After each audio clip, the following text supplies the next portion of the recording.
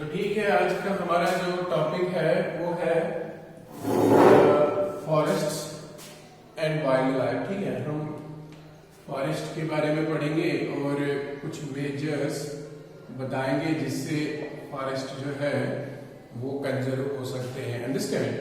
तो फॉरेस्ट किसको कहते हैं, जंगल किसको कहते हैं हम? एक फॉरेस्ट जो होता है ये एक बायोटिक कम्युनिटी होती है। फॉरेस्ट में भी defined it's a biotic community. ये एक कम्युनिटी होती है जो किससे बनी होती है? फाउंड ऑफ ट्रीज, जो ट्रीज की बनी होती है। ठीक है, इसके अलावा इसमें कौन होते हैं? Shrubs and woody climbers. Shrubs and woody climbers हैं, वो सब इसमें जो है प्रेजेंट होते हैं। And limited by closed canopy, and limited by closed canopy. ठीक है, तो इसको हम क्या बोलते हैं? इसको बोलते हैं हम is called a forest.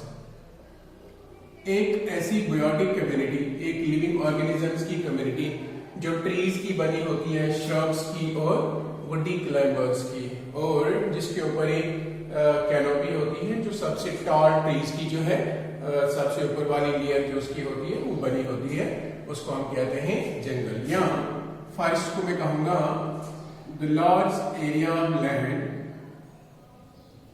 Large area land, एक बहुत ही लार्ज एरिया लैंड का, ठीक है, covered by trees and other plants, covered by trees and other plants, उसको भी मैं कहूंगा क्या? It's also called a forest. Understand? तो ये फॉरेस्ट जो होता है, ये फॉरेस्ट होते हैं बहुत ही इंपॉर्टेंट होते हैं हमारे लिए। तो ये forest are the home of a variety of flora and fauna, variety of flora and fauna. इसमें बहुत सारे किस्म के प्लांट्स एंड एनिमल्स पाए जाते हैं। Flora means the vegetation of an area है, एक पर्टिकुलर एरिया की वेजिटेशन को हम फ्लोरा कहते हैं, और एक पर्टिकुलर एरिया के एनिमल्स को हम फाना कहते हैं। ठीक है, तो फॉरेस्ट जो होते हैं इनको हम कहते हैं बायोडाइवर्सिटी हॉटस्पॉट्स। क्या कहते हैं? Biodiversity hotspots. यहाँ पर बहुत सी किस्म के लिविंग ऑर्गेनिजम्स पाए जाते हैं, तो यहाँ पर वैरायटी ऑफ लिविंग फॉर्म्स पाई जाती है, तभी तो इनको हम क्या कहते हैं? बायोडाइवर्सिटी हॉटस्पॉट्स कहते हैं। ठीक है, तो ये जो जंगल होते हैं ये वर्ल्ड लैंड का लगभग 40%, forest cover 40% of world's land, जो भी दुनिया की लैंड है उसका 40% कवर कौन करते हैं? जंगल कवर करते हैं, और ये बनाता है लगभग 1/3 of the world's land. It means 1/3 of world's land. पूरी दुनिया जो है उसका जो उसकी जो जमीन है, उस जमीन का 1/3 हिस्सा जो है वो बनाते हैं जंगल। कौन बनाते हैं? जंगल। तो जंगल जो होते हैं ये एक बायोटिक कम्युनिटी होती है जिसमें ट्रीज होते हैं और जिसमें दूसरे जो है प्लांट्स भी होते हैं, और ये जो है ये बायोडाइवर्सिटी हॉटस्पॉट्स होते हैं। ये हमारे लिए बहुत ही जो है वो यूजफुल होते हैं। अंडरस्टैंड? तो जो जंगल होते हैं, अगर एग्जाम में आएगा आपको what are the uses of forests, तो इनके जो है इनके क्या फायदे हैं, आपको पता है जंगल से क्या फायदा होता है? हमें यहाँ बहुत कुछ जो हम यूज करते हैं अपने रोजमर्रा जिंदगी में वो जंगलों से ही हासिल होता है, वो प्लांट से ही हासिल होता है। सो दे एज जैसे मैंने कहा ये बायोडाइवर्सिटी हॉटस्पॉट्स होते हैं। एक जंगल जो होता है ये बहुत ही बड़ा एक एरिया होता है लैंड का जो कवर होता है किससे? That's covered by trees and that's also covered that also contains some other types of plants.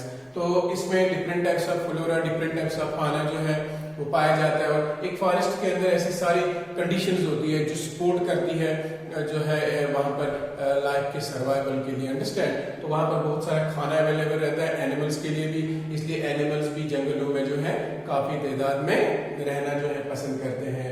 तो फॉरेस्ट जो होते हैं ये हमें प्रोवाइड करते हैं बहुत सारी चीजें।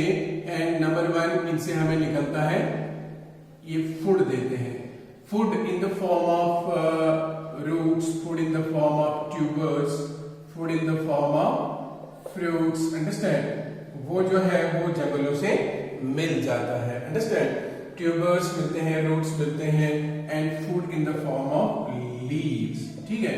तो डिफरेंट प्लांट्स यहाँ पर ऐसे होते हैं जिनके रूट्स, ट्यूबर्स जो है वो खाए जाते हैं, फ्रूट्स खाए जाते हैं और पत्ते खाए जाते हैं। तो ये एक्ट करते हैं as food for the community, understand. तो दूसरा इनका यूज है कि ये फ्यूल प्रोवाइड करते हैं, अंडरस्टैंड।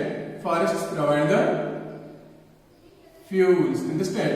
तो यहाँ से जंगलों से जो है लोग फायरवुड लाते हैं, लकड़ी लाते हैं, अंडरस्टैंड। वो फायरवुड जो होता है वो अपने होम्स में, घरों में जो है वो जलाते हैं, होम्स में यूज करते हैं।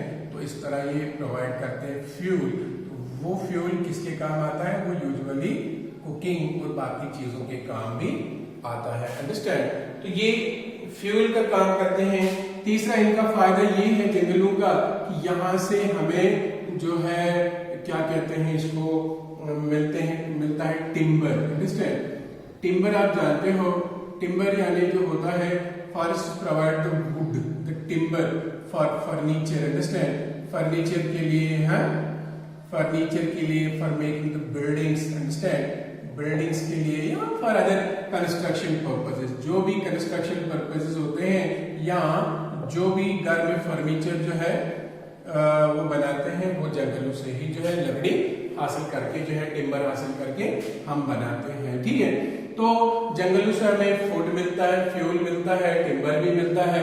इसके अलावा हमें जंगलों से जो है वो पेपर मिलता है, अंडरस्टैंड। आप जानते हैं जो सॉफ्ट वुड होती है, सॉफ्ट वुड जो होती है, लकड़ी जो होती है जिसको पल्प कहते हैं, अंडरस्टैंड। जो ट्रीज के अंदर होती है तो उनसे जो है उनसे पेपर बनाया जाता है। देखते हो जो पेपर आप यूज करते हो, अंडरस्टैंड, वो जंगलों से ही हासिल होता है। कितना इंपॉर्टेंट है हमारी लाइफ के लिए ये पेपर। एंड ये पेपर भी हमें जंगल से ही मिलता है। तो चौथा काम ये, पांचवा काम ये करते हैं एनवायरमेंटल मेंटेनेंस, है एनवायरमेंटल मेंटेनेंस, ठीक है। ये एनवायरमेंटल मेंटेनेंस करते हैं, अंडरस्टैंड। जैसे फॉरेस्ट जो होते हैं ये जो है बहुत सारा जो है यहाँ पर इवापोरेशन होता है वाटर का bye means of a process that's called, जिसको आप क्या कहते हो,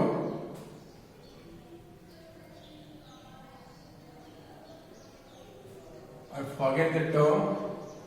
तो यहाँ पर जो है ट्रांसपायरेशन जिसको कहते हैं, अंडरस्टैंड। जंगलों में जो है बहुत सारी जो है ट्रांसपायरेशन होती है। Transpiration means loss of water in the form of water vapours. तो ये जंगल जो होते हैं ये डिटरमाइन करते हैं एक पर्टिकुलर एरिया में जो है रेनफॉल का होना, अंडरस्टैंड। तो ये वेपर्स ऊपर जाकर जो है कंडेंसेशन हो जाती है। इस तरह जंगल जो होते हैं वो वाटर साइकिल को मेंटेन करते हैं। और वाटर आप जानते हैं कितना इंपॉर्टेंट है हमारी लाइफ के लिए। ये वाटर का साइकिल जो होता है वो मेंटेन रहता है bye means of the forest, understand. क्योंकि जंगल जो होते हैं बहुत सारा जो है मॉइस्चर से भरे होते हैं, अंडरस्टैंड, क्योंकि वहां पर कंटिन्यूअस ट्रांसपायरेशन जो है वो होती रहती है, ठीक है। तो मेंटेनेंस ऑफ एनवायरनमेंट, उसके बाद ये होते हैं काम करते हैं प्रोडक्शन ऑफ ऑक्सीजन का, अंडरस्टैंड। अब देखो आप जंगल में एनिमल्स तो पाए जाते हैं बट जंगल यूजुअली किसका बना होता है? ट्रीज का बना होता है। देन प्रोडक्शन ऑफ ऑक्सीजन, आप जानते हैं प्लांट जो होते हैं वो फोटोसिंथेसिस करते हैं, सब बच्चे जानते हो आप। फोटोसिंथेसिस जब करते हैं तो वहां पर वाटर की hydrolysis, electrolysis, sorry that's what we call it photolysis होती है, अंडरस्टैंड। जब वाटर टूटता है इन प्रेजेंस ऑफ लाइट, तो यहां से निकलता है इंपॉर्टेंट एक गैस मॉलिक्यूलर ऑक्सीजन। अंडरस्टैंड? ये मॉलिक्यूलर ऑक्सीजन जो है ये चली जाती है एटमॉस्फेयर में थ्रू स्ट्रोमेटा। तो एटमॉस्फेयर में अमाउंट ऑफ ऑक्सीजन को मेंटेन करने के लिए जंगल जो है बहुत ही इंपॉर्टेंट पार्ट प्ले करते हैं। ठीक है, ये ऑक्सीजन बाकी सभी एनिमल्स जो भी धरती पे रहते हैं यूज करते हैं रेस्पिरेशन में। अंडरस्टैंड? और अपनी एनर्जी जो है फूड से डिराइव करने के लिए।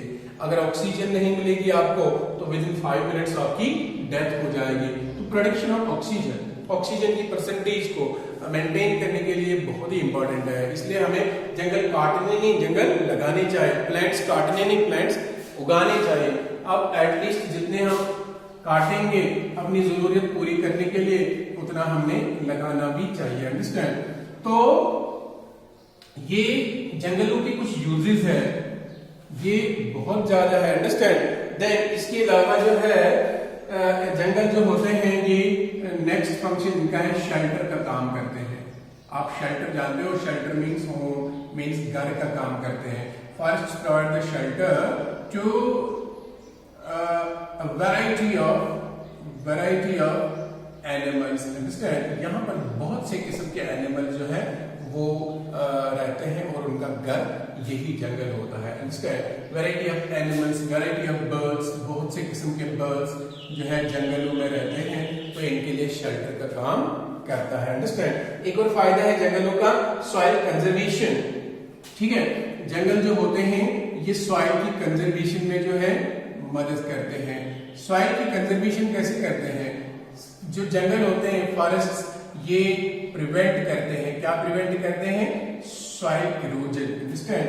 क्योंकि आप जानते हैं जहां पर ट्रीज होते हैं वहां पर सॉइल इरोजन नहीं होता है, क्योंकि ये जो ट्रीज होते हैं इनके जो रूट्स होते हैं, ये रूट्स जो है वो सॉइल पार्टिकल्स को क्या करते हैं?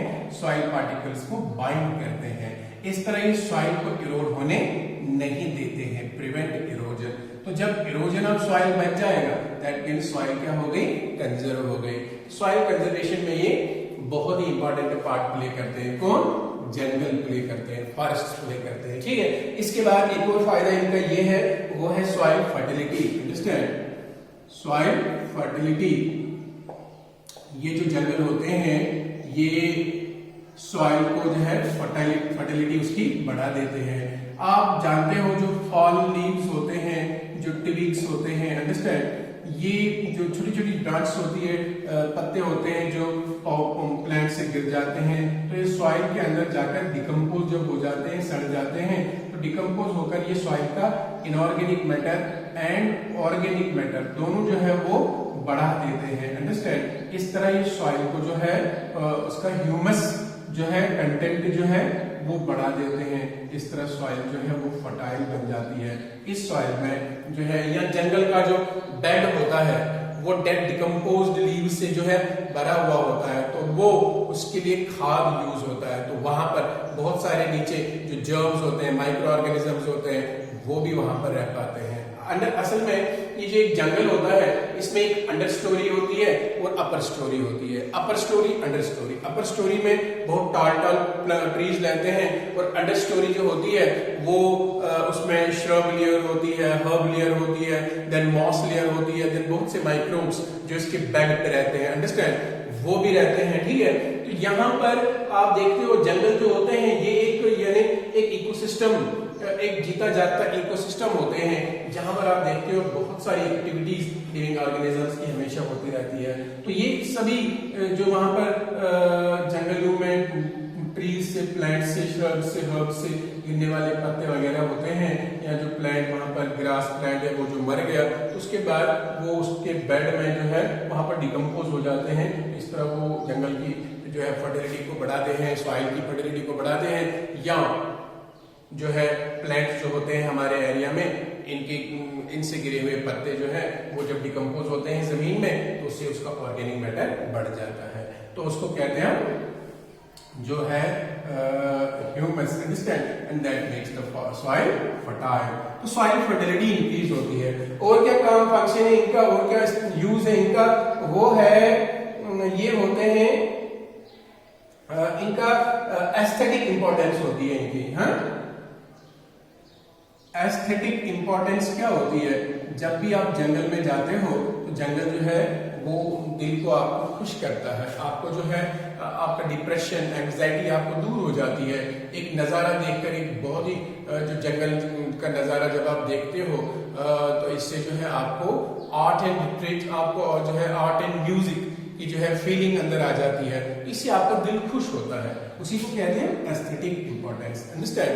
तो ये आपको जो है एक क्या कहते हैं इसको, जो है दिल खुश करने वाला एक नज़ारा बनता है। तो इस तरह आप जो है वो खुश हो जाते हैं। ठीक है, तो इसको कहते हैं एस्थेटिक इंपॉर्टेंस। अंडरस्टैंड? और चौथा होता है पोल्यूशन मॉडरेटर्स। तो ये जो फॉरेस्ट्स होते हैं, ये जो ट्रीज होते हैं, ये पोल्यूशन को मॉडरेट करते हैं। Pollution moderators. अंडरस्टैंड? आप जानते हो जो बहुत सारा कार्बन डाइऑक्साइड एटमॉस्फेयर में चला जाता है ह्यूमन एक्टिविटीज से, या रेस्पिरेशन में निकलता है। एनिमल्स की बॉडी में जब रेस्पिरेशन होती है कार्बन डाइऑक्साइड निकलता है। कार्बन डाइऑक्साइड जलाने से भी निकलता है। जब हम किसी चीज को जलाते हैं इन प्रेजेंस ऑफ ऑक्सीजन तो वहां पर कार्बन डाइऑक्साइड प्रोड्यूस हो जाती है। ये कार्बन डाइऑक्साइड एक ग्रीन हाउस गैस है ना, it's a green house gas. And this green house gas अगर इसकी परसेंटेज बढ़ गई तो इट कॉजेज ग्लोबल वार्मिंग। इससे ग्लोबल वार्मिंग होती है। Global warming, ozone layer, this green house effect, ये आप जानते हो, ये छोटी छोटी क्लासेस में भी आप पढ़ चुके हैं। अंडरस्टैंड? अगर आपको ग्रीन हाउस इफेक्ट के बारे में आएगा, ग्लोबल वार्मिंग के बारे में आएगा, that's very simple, you should know these terms. And ये आपके लिए बहुत ही जो है इजी जो है वो टॉपिक है। ग्रीन हाउस इफेक्ट क्या होता है एंड ग्लोबल वार्मिंग का क्या कंसेप्ट होता है। ठीक है, जब ग्रीन हाउस गैसेस ज्यादा हो जाएंगे तो ग्लोबल वार्मिंग हो जाती है, यानी जमीन का एवरेज टेम्परेचर बढ़ जाता है। This has its own consequences. ये जो है बहुत ही हार्मफुल वाली, डेंजरस वाली सिचुएशन बन जाती है। ठीक है, तो कार्बन डाइऑक्साइड को प्लांट्स क्या करते हैं? जंगल यूटिलाइज करते हैं, क्योंकि वो कार्बन डाइऑक्साइड से अपनी फोटोसिंथेसिस कर लेते हैं। इस तरह वो कार्बन डाइऑक्साइड की जो है परसेंटेज को वो मेंटेन रखते हैं एटमॉस्फेयर में 0.03% जो कार्बन डाइऑक्साइड की कंसंट्रेशन होनी चाहिए। अंडरस्टैंड? अदरवाइज अगर जंगल हम काट देंगे तो ये जो है एनवायरमेंटल पोल्यूशन का जो है बाइस बन जाएगा, एयर पोल्यूशन का बाइस बन जाएगा, जिससे जो है हवा में ग्रीन हाउस गैसेस का यूजुअली कार्बन डाइऑक्साइड की कंसंट्रेशन बढ़ जाएगी, उससे ग्लोबल वार्मिंग होने के चांसेस होते हैं। ठीक है, तो इनको कहते हैं हम जो है यूज द फॉरेस्ट। ठीक है, अब अभी जंगल है तो इनको कंजर्व करना भी जरूरी है। Measures for conservation of forest. Understand? अगर हमने फॉरेस्ट को कंजर्व करना भी पड़ेगा, क्योंकि इनसे हमें इतने फायदे हैं, तो इनको कंजर्व करके ही हम जो है वो खुशहाली से जिंदगी जी सकते हैं। तो क्या मेजर्स है for the conservation of forest? Understand? तो यहाँ पर हमने कंजर्वेशन ऑफ फॉरेस्ट के लिए इन्वॉल्व करना है किनको? The involvement of stake holders. Stake holders जो होते हैं उनको जो है वो इन्वॉल्व करना है जंगलों के कंजर्वेशन में। अंडरस्टैंड? उनको जो है उनका अपना रोल बताना है कि उनको किस तरह जंगलों की जो है हिफाजत करनी है। स्टेक होल्डर क्या होता है? जिसको किसी चीज में इंटरेस्ट होता है या जिसको किसी चीज से कोई फायदा निकलता है तो वो उसका स्टेक होल्डर बन जाता है। ठीक है, ये स्टेक होल्डर जो होते हैं ये जंगलों में यूजुअली 4 किस्म के जो है वो स्टेक होल्डर्स होते हैं। एक इंडस्ट्रियलिस्ट्स होते हैं जो वहां से प्रोडक्ट लेते हैं, फॉरेस्ट प्रोडक्ट, और उसको यूज करते हैं इंडस्ट्रीज में। एक जंगलों के आसपास रहने वाले जो है वो लोग होते हैं। अंडरस्टैंड? तो वो उनको भी स्टेक होल्डर्स कहते हैं। या फॉरेस्ट डिपार्टमेंट जो होता है, गवर्नमेंट ने बनाया हुआ होता है फॉरेस्ट डिपार्टमेंट, तो वो भी जो है उसको भी हम स्टेक होल्डर कहते हैं। जब उनकी इन्वॉल्वमेंट हो जाएगी जंगलों के कंजर्व करने में, तो ये एक इंपॉर्टेंट मेजर रहेगा for the conservation of forest. दूसरा क्या रहेगा? दूसरा रहेगा एरिया अंडर फॉरेस्ट। जो भी एरिया फॉरेस्ट के अंदर है, area under forest should not be converted, उसको कन्वर्ट नहीं करना चाहिए गवर्नमेंट को इनटू टूरिस्ट रिसोर्ट्स, है ना। कभी कभी हम जंगल काटते हैं और जो है टूरिस्ट रिसोर्ट बनाते हैं, ठीक है। अगर हमने जंगल काटा, टूरिस्ट रिसोर्ट बनाया, तो हो गए फिर जंगल कंजर्व, है ना।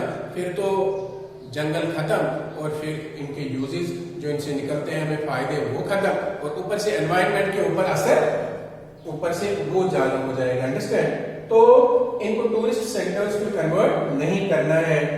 Deforestation for timber and fuel वो हमने रेस्ट्रिक्ट करना है, अंडरस्टैंड। जो हम काटते हैं जंगल, डिफॉरेस्टेशन फॉर फ्यूल एंड और किसके लिए, एंड टिम्बर, उसको हमने रेस्ट्रिक्ट करना है, शुड बी रिस्ट्रिक्टेड। तो ये कुछ मेजर्स हैं जिनसे हम जो है जंगल को कंजर्व कर सकते हैं, अंडरस्टैंड। आपके एग्जाम में आएगा, suggest some measures for the conservation of forests. One major is that we should involve the stakeholders in the conservation of forests. Other is area under forest should not be converted into tourist resort. This will prevent their deforestation. Then deforestation, काटना जंगल को for the purpose of fuel and timber, that should be restricted. एक limited quantity में वो भी करना है। तो number चौथा पॉइंट रहेगा यहाँ पर एफॉरेस्टेशन। वो आप जानते हो, afforestation should be promoted, understand। तो एफॉरेस्टेशन को प्रमोट करना है, जंगल को लगाना है, उगाना है, अंडरस्टैंड। इस तरह जो है वो रेस्टोर रहेंगे और वो कंजर्व भी हो जाएंगे। उस जंगल में जो प्लांट टाइप है उसी किस्म का प्लांट वहां पर आपने उगाना है, ठीक है। फॉर एग्जाम्पल एक जंगल है, उसमें जो है 2-4 किस्म के पौधे जो है पाए जाते हैं। आप कोई और लगाओगे वो वहां पर मे भी सर्वाइव नहीं करेगा, क्योंकि उस एनवायरमेंटल कंडीशन में उसी जैसे जो है उन कंडीशन के लिए जो है प्लांट्स जो उस कंडीशन में सर्वाइव करते हैं वही वहां पर उगेंगे। इसलिए वही प्लांट्स आपने उगाने हैं by means of afforestation. This will be a good measure for conservation of forest, understand. This are some measures for the conservation of forest. Then one more important this we can say asset for the environment is wildlife, understand। Now, what do you mean by wildlife? Wildlife means undomesticated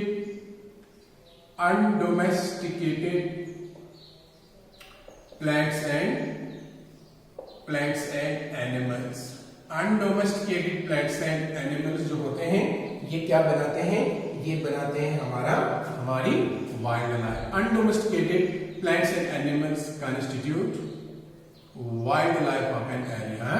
ये बनाते हैं wild life of an area। इसमें usually आते हैं untamed animals, ऐसे animals जिनको आप untamed and undomesticated animals, जिनको आपने डोमेस्टिकेट नहीं किया होता है, इसीलिए इनको बोलते हैं वाइल्ड एनिमल्स, ठीक है। तो इसमें सभी अनडोमेस्टिकेटेड प्लांट्स एंड एनिमल्स आएंगे जो एक पर्टिकुलर एरिया में रहते होंगे एंड उसको हम बोलेंगे, क्या बोलेंगे, वाइल्ड लाइफ बोलेंगे, ठीक है। This wild life in the form of plants is called as flora, जैसे मैंने आपको कहा, and this wild life in the form of animals is called as fauna, understand. Flora and fauna जो है वो वाइल्ड लाइफ के parts होते हैं, और वाइल्ड लाइफ जो होती है वो यूजुअली इन्हीं जंगलों वगैरह में पाई जाती है। एंड वाइल्ड लाइफ जो है वो किसी भी इकोसिस्टम में जो है, all ecosystems, it occur in all ecosystems, ये किसी भी इकोसिस्टम में जो है वो पाई जाती है, ठीक है। और ये वाइल्ड लाइफ जो होती है ये भी एनवायरनमेंट के लिए बहुत ही जरूरी होती है, ठीक है। Now this wild life should be conserved, इसको भी कंजर्व करना जो है बहुत ही जरूरी है, अंडरस्टैंड।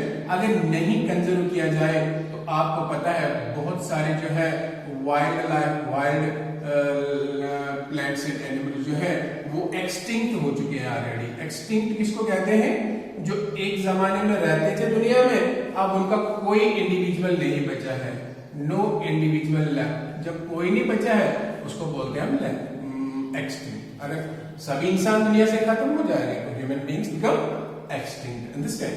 देन एक्सटिंक्ट और बहुत सारे बने हैं, बन जाएंगे एंडेंजर्ड अगर हम कंजर्व नहीं करेंगे।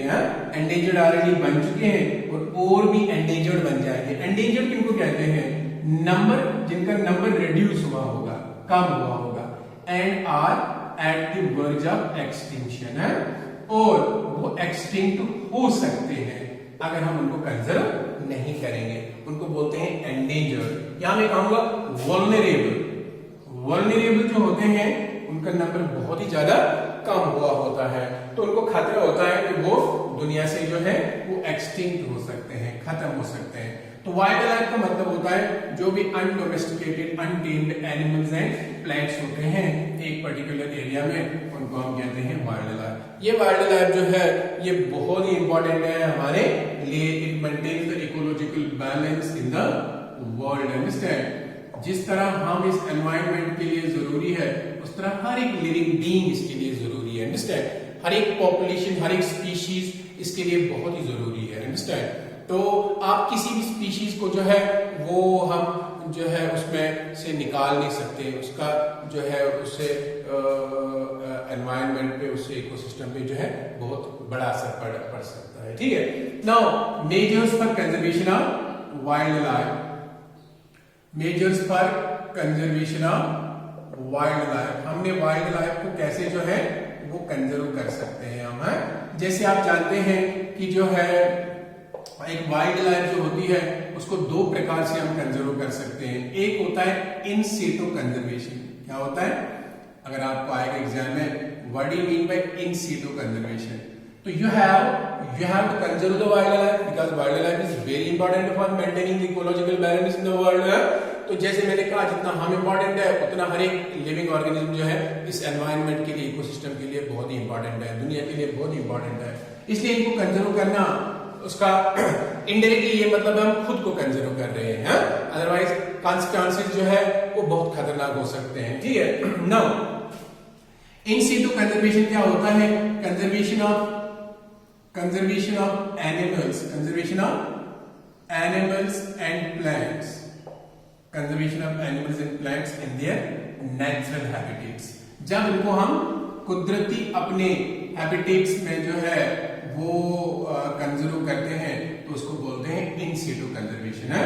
यहाँ पर इन सीटू कंजर्वेशन में हम मार्क करते हैं national parks. Understand? We use national parks, we use sanctuaries, understand, and we use what we call as biosphere reserves. Biosphere reserves. एक बायोस्फीयर रिजर्व क्या होता है? एक बायोस्फीयर रिजर्व एक वास्ट एरिया होता है, एक बहुत ही बड़ा एरिया होता है, ठीक है, जिसमें सेंचुरीज और नेशनल पार्क्स भी आ सकते हैं। Understand? It's a vast area that has been marked for the conservation of flora and fauna. Flora and fauna को कंजर्वेशन करने के लिए तो ये एक वसी जो है वास्ट एरिया होता है जहां पर हम फ्लोरा फाना को कंजर्व करते हैं। एक नेशनल पार्क इसको कहते हैं। नेशनल पार्क भी एक जो है एक बहुत ही बड़ा लार्ज एरिया होता है, लार्ज एरिया होता है जहां पर क्या किया जाता है, जो कंजर्वेशन के लिए होता है, दोनों के लिए, conservation of plants and animals. So national parks are the biosphere, these are the parts of biosphere reserve, these are the large protected areas, इनको हम बोलते हैं protected areas, ठीक है, जिनको हमने मार्क किया होता है for the conservation of plants and animals, दोनों को। और यहाँ पर इस नेशनल पार्क में यहाँ पर कोई भी एक्टिविटी, इंसान की कोई भी एक्टिविटी यहाँ पर अलाउड नहीं होती है। एक नेशनल पार्क में, बायोस्फीयर रिजर्व में कुछ जोन्स बनाए होते हैं, core zone, buffer zone, understand. तो जिस तरह अभी आप देखते हो कोरोना वायरस के इस दौर में रेड जोन्स, बफर जोन्स, फिर जो है ऑरेंज जोन्स हैं, ग्रीन जोन्स का वो होता है। तो ग्रीन जोन में जैसे आपको यहाँ पर पता है एक्टिविटी अलाउड है, understand, but you can not do any type of activity which can be the reason for the spread of disease in red zone, understand. Then इसी तरह यहाँ पर इसमें इसके अंदर भी एक एरिया वाइज होता है जहां पर इंसान की एक्टिविटीज, कोई भी एक्टिविटी जो है वो अलाउड नहीं होती है, understand. Killing of animals, killing, cutting of trees, nothing is there allowed, understand. Then sanctuaries क्या होते हैं, ये भी प्रोटेक्टेड एरिया होता है जहां पर हम क्या करते हैं, इस प्रोटेक्टेड एरिया में हम कंजर्व करते हैं किनको, यूजुअली इनको एनिमल्स को कंजर्व करते हैं एक सेंचुरी के अंदर। ठीक है, तो आपके इंडिया में जो है इंडिया में हमारे मुल्क में लगभग जो है कितनी सेंचुरीज पाई जाती हैं, 96 नेशनल पार्क्स पाए जाते हैं। अगर एक ऑब्जेक्टिव आएगा आपको तो 96 नेशनल पार्क्स पाए जाते हैं, 502 सेंचुरीज पाई जाती है कहां पर, इंडिया में, एंड यहां पर 14 बायोस्फीयर रिजर्व जो है वो पाए जाते हैं। India is rich in flora and fauna, India is having rich wild life, understand. तो यहां पर जो है बहुत जो है वाइल्ड लाइफ जो है वो बहुत अच्छे मात्रा में, अच्छे परसेंटेज में पाई जाती है।